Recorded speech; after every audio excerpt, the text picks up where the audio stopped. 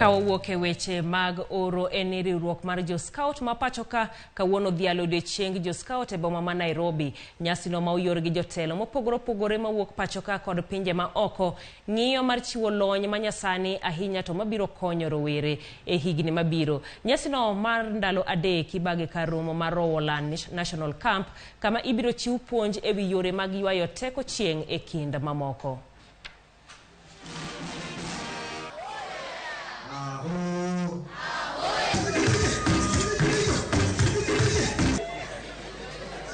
Thank you. And looking at the theme for this year's Africa Scouts, We will have a flag parade.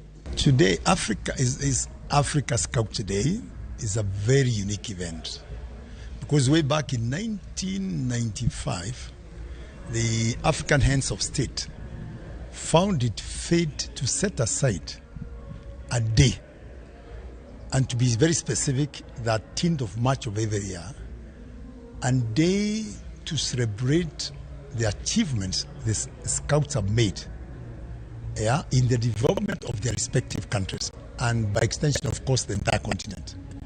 I would say for Africa, this is a very important day.